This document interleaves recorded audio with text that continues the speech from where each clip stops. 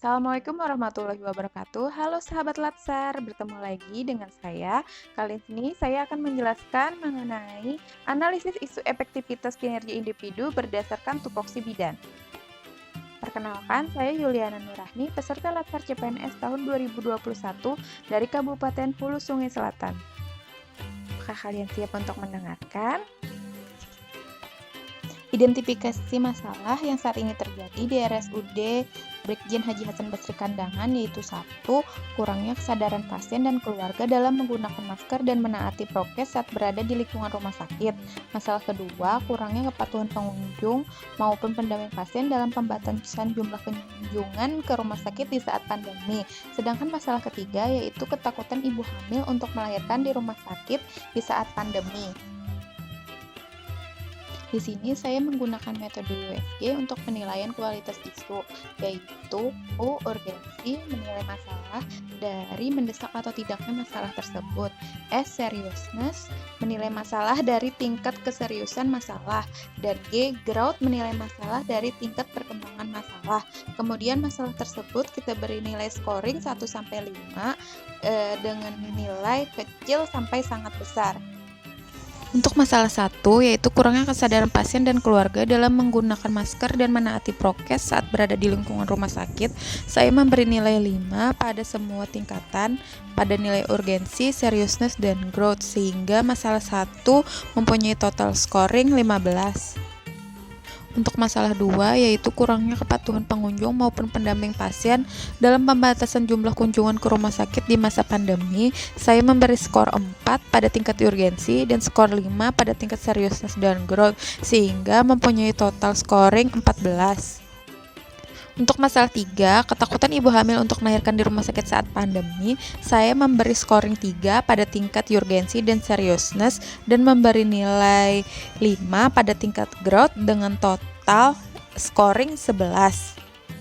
Jadi, dengan metode ini dapat kita lihat total nilai skor paling tinggi adalah masalah 1 dengan total 15 dan memiliki prioritas paling tinggi yaitu 1. Selanjutnya, masalah satu ini kita akan analisis menggunakan metode Fishbone.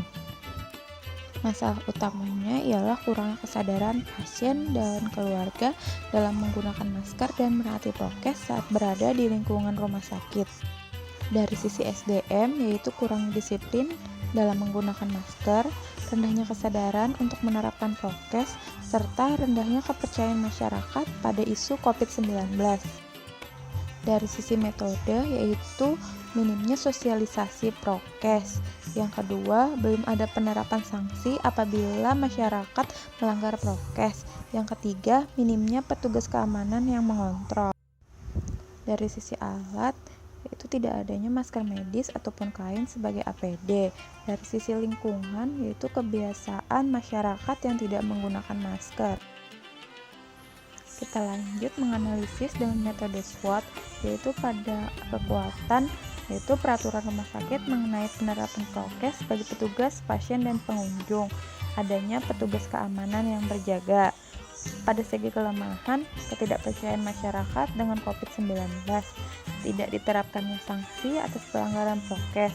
Dari sisi peluang, peningkatan pemahaman masyarakat bahwa rumah sakit tempat penularan penyakit dan peningkatan praktik prokes yang belum benar. Dari sisi ancaman, masalah ini akan mengancam peningkatan kasus COVID di masyarakat.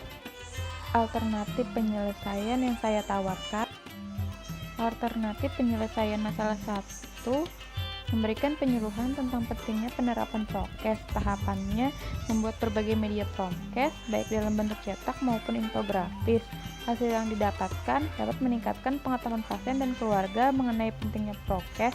Pihak yang melaksanakan tim PKRS rumah sakit.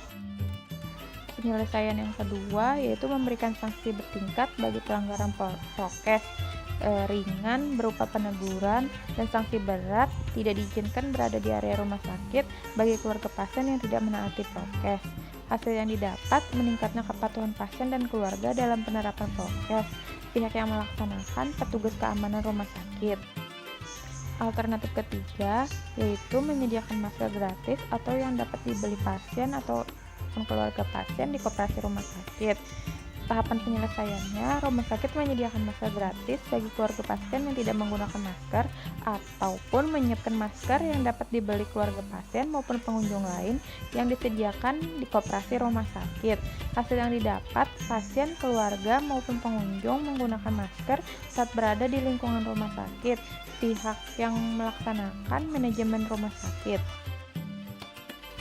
Demikian analisis saya. Terima kasih sudah mendengarkan. Sampai jumpa di video selanjutnya. Assalamualaikum warahmatullahi wabarakatuh.